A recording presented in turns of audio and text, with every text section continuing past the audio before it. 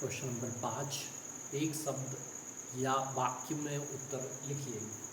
तो जैसा कि क्वेश्चन आप देख रहे हैं, 94 और 404 का हाईएस्ट कॉमन फैक्टर हमें लिखना है। तो पहले इसको आप विभाजित करके देखिए। 2 से भाग जाता है 94 में, और कितनी बार जाएगा तो 2 चौके 8, 2 सत्ते 14।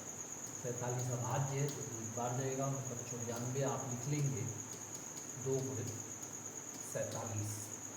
ऐसे ही आप 404 को विभाजित करके देखिए।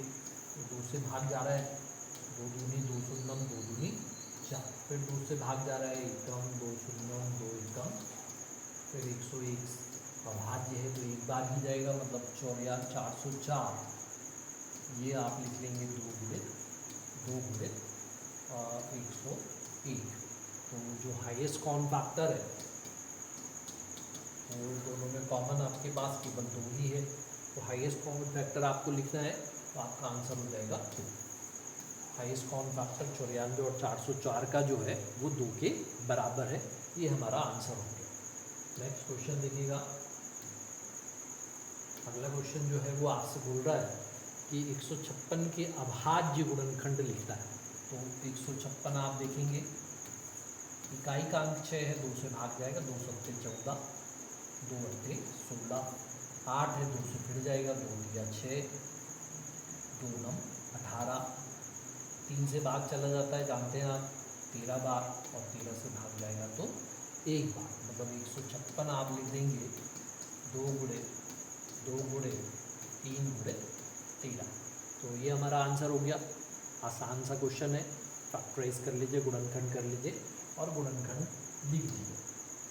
नेक्स्ट क्वेश्चन देखिए। 2 प्राकृत संख्याओं के लिए HCF और LCM में संबंध क्या होता है? तो हम जानते हैं कि LCM इंटू HCF जो है वो उन 2 संख्याओं का गुणनफल होता है।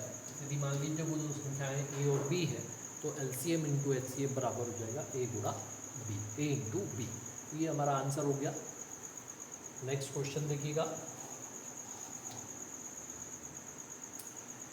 6, 12 और 30 का LCM कितना होगा? तो 6 को आप जानते हैं, 6 जो है वो 2 गुणे 3 है। 12 की बात करेंगे तो 2 की घात 2 गुणे 3 है, 4 3 12 जानते हैं आप। 30 को गुणनखंड करके लिख लीजिएगा, 2 गुणे 3 गुणे 5 है, 6 पंचे 30। अब इनका हमको जो चाहिए वो LCM है। तो LCM जो होता है वो सारे ही गुणनखंड आएंगे और उस पर बड़ी घात आएगी। जैसे 2 दिख रहा है तो 2 पे बड़ी घात जो है वो 2 है, 3 है उस पर बड़ी घात 1 ही है, 5 जो है उस पर भी बड़ी घात 1 है। मतलब यहाँ क्या हो गया हमारे पास, 4 गुणे 3 गुणे 5, 4 3 12, 12 पंचे 60। तो इसका जो करेक्ट आंसर हो गया हमारा वो, इनका LCM कितना है, तो LCM आपको लिखना है LCM बराबर 60। इस तरीके से आपको आंसर लिख देना है। नेक्स्ट क्वेश्चन 5वां लिखा हुआ है, क्या करनी 5 एक अपरिमेय संख्या है? तो आप जानते हैं 5 जो है वो अभाज्य है, करनी के अंदर लिख दिया वो अपरिमेय भी है। तो ये बात हमारी हो गई कि ये सत्य है। क्या करनी 5 एक अपरिमेय संख्या है? तो आपका आंसर होगा हाँ, यह एक अपरिमेय संख्या है। हाँ, अपरिमेय संख्या है।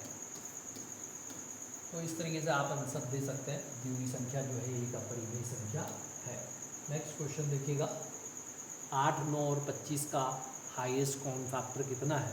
तो 8 और 9 अगर आप देखें 2 कंसेक्यूटिव नंबर्स हो गए, तो इनको विभाजित करने वाली अब बड़ी से बड़ी संख्या केवल 1 है। तो इसका हाईएस्ट कॉमन फैक्टर जो है वो कितना हो गया बच्चे? तो आप सीधा ये आंसर लिख सकते हैं 1 है।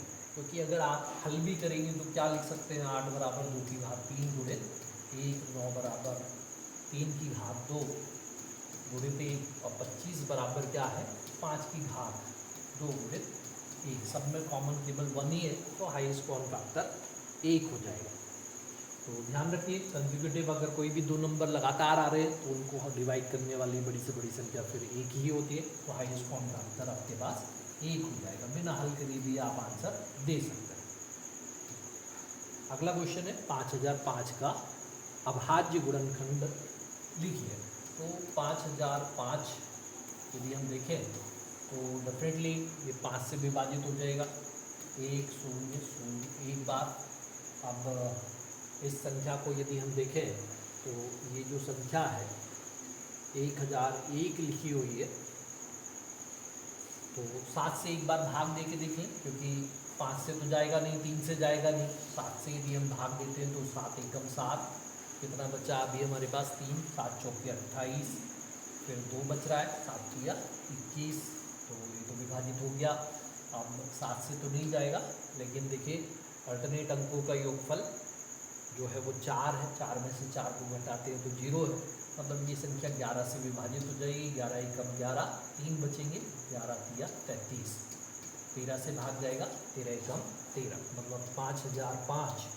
इसका गुणनखंड यदि आप लिखेंगे तो वो हो जाएगा 5 गुणित 7 गुणित 11 गुणित 13, तो ये हमारा आंसर हो गया 5 गुणित 7 गुणित 11 गुणित 13।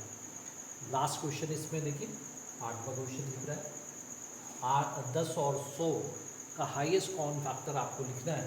तो 10 आप जानते हैं 2 गुणित 5 है, और 100 की बात यदि करते हैं तो 2 की घात 2 गुणित 5 की घात 2, 25 चौके 100 जानते हैं। इसीलिए इसका जो हाईएस्ट कॉमन फैक्टर होगा वो कॉमन फैक्टर पे लीस्ट पावर होती है, छोटी घात होती है, दैट इज 2 की घात जो है वो यहाँ 1 आने वाली है, और 5 की घात भी 1 आने वाली है। जब इनका गुणा करेंगे तो आंसर हो जाएगा हमारे पास 10। तो इनका जो हाईएस्ट कॉमन फैक्टर है वो कितना है, तो आपका आंसर हो गया 10। इस तरीके से आप इनका आंसर दे सकते हैं। तो ये क्वेश्चन नंबर आपका 5 था। इसी तरीके के हम बहुत सारे क्वेश्चन करने वाले हैं बच्चे, तो चैनल को लाइक एंड सब्सक्राइब कर लीजिए, अपने फ्रेंड्स के साथ इसको ज़रूर से शेयर कर लीजिए, क्योंकि 10वीं की पूरी एक्सरसाइज हम इसी तरीके से सॉल्व करते जाएंगे। छोटे छोटे वीडियोज़ हैं, आप ढूंढेंगे तो परेशान होंगे, सब्सक्राइब करेंगे, मैं एक आपके लिए पूरा एक लिस्ट बना दूंगा, तो आप बहुत इजीली इनको चेक कर पाएंगे। जब भी आपके पास समय है केवल आप मोबाइल ऑन करिए और यूट्यूब चैनल से ये क्वेश्चंस को देख सकते हैं। तो thank you so much, bye bye.